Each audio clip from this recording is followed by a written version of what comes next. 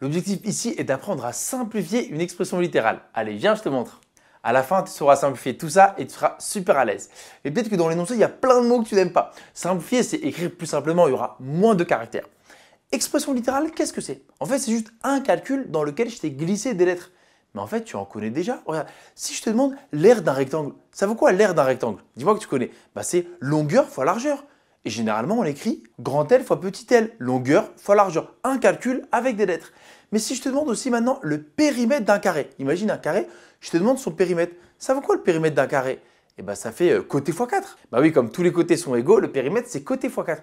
Et regarde, ici il n'y a même pas qu'une lettre, il y a carrément un mot. Donc c'est ça, expression littérale, un calcul dans lequel je t'ai glissé une ou plusieurs lettres. On n'a pas peur, on rentre dedans. Donc comment est-ce qu'on fait pour simplifier? En fait, il y a deux petites règles plutôt mignonnes. Et c'est surtout sur le signe fois. À plein de moments, on aura le droit d'enlever le signe fois. Donc première propriété, on a le droit d'enlever le signe fois devant une lettre.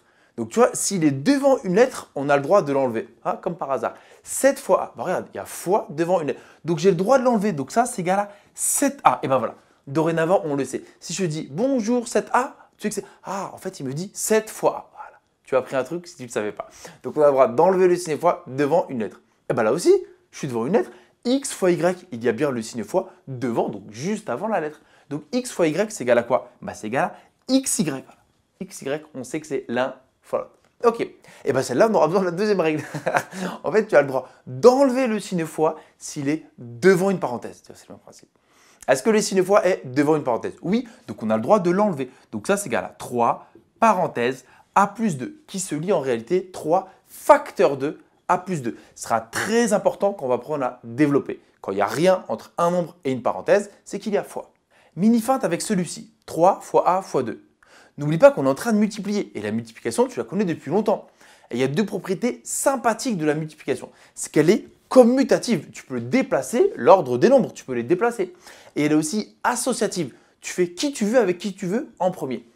Et là, regarde, si je les déplace, il y a un calcul qu'on peut faire. 3 fois A, t'aimes pas, j'aime pas de souci. Mais si le 2, tu déplaces à côté du 3, ça devient 3 fois 2. Et 3 fois 2, on sait faire. Comment ça fait? 6. Donc, tu vois, en fait, c'est 6 fois A. La multiplication, elle est commutative. Le 2, je le mets avec le 3. Et 3 fois 2, ça fait 6. Et 6 fois, ça y est, maintenant tu maîtrises. Ça s'écrit comment? Ça s'écrit 6A. Ce calcul-là, c'était 6A. Le suivant, x fois 9. On a presque envie de dire x9. Parce que maintenant, on a compris, oui, c'est bon, devant un nombre et une lettre, on peut enlever le fois. Non, parce que je t'ai dit le fois quand il est devant la lettre. Ça, on ne l'écrit pas. Mais c'est quasiment pareil parce que je viens de te dire, la multiplication, elle est commutative. X fois 9, c'est pareil que 9 fois x. Voilà.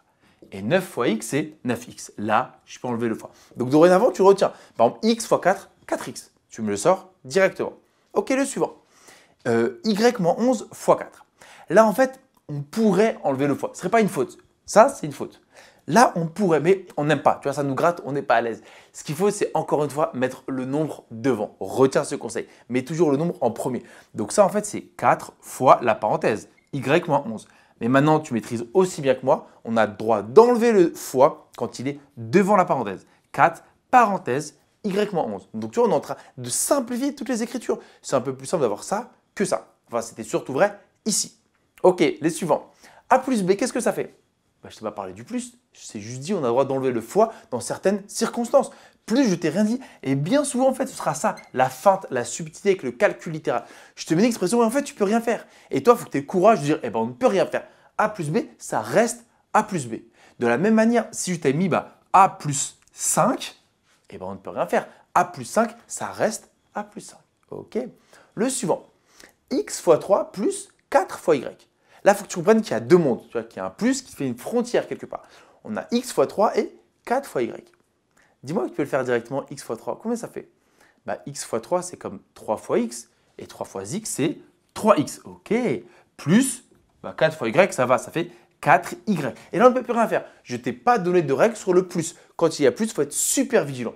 Et ça, on le laisse tel quel. Ok. Le dernier. Combien est-ce que ça fait? Normalement, tu maîtrises 5 fois b. Ça y est, tu es à l'aise. 5 fois b, ça fait 5b. Je peux enlever le fois ici et là. Donc attention, il y avait un plus. Donc on laisse. Il y a deux mondes, deux équipes. C'est mon petit laïus sur la multiplication. Tu peux, comme il n'y a que des fois, tu fais ce que tu veux. Et qu'est-ce que tu as envie de faire? Dis-moi que tu as envie de faire comme moi. 3 fois 10. 3 fois 10, ça fait 30. Donc ça fait 30 fois A. Mais on a grandi. 30 fois A, ça fait 30A directement. Voilà comment ça fait. Et maintenant, on peut même revoir les deux expressions qu'on a vues au début. Tu vois, grand L fois L, qu'est-ce que ça fait? Ben, on pourrait l'écrire L, L. Bon, j'avoue, c'est pas très joli, mais on pourrait. Et ici, 4 fois côté.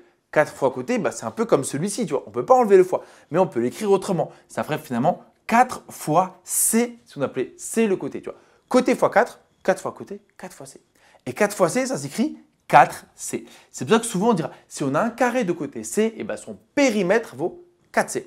Petite anecdote avant de te quitter. Tellement les élèves sont fans de simplifier parce qu'on trouve ça un peu sympathique une fois qu'on a compris, c'est qu'on a envie d'enlever les fois partout. Mais attention, ça peut paraître tout bête, mais une fois j'avais mis ça à des élèves, 3 fois 7, quand on faisait ce chapitre-là, et on dit, ah bah on enlève le fois. 3 fois 7, ils m'ont écrit 37. Non, non, non, tu vois, pour la petite blague, mais tu retiens. Ça, c'est n'importe quoi. 3 fois 7, c'est 3 fois 7, tu vois. Nous, on peut enlever le fois dans des cas très précis. Mais après, tu n'enlèves pas n'importe comment et n'importe où, d'accord? C'est que avec des lettres. J'espère que tout est clair. Et maintenant, c'est à toi de jouer. Montre-moi que tu as tout compris en faisant l'exercice qui arrive tout de suite. Je compte sur toi.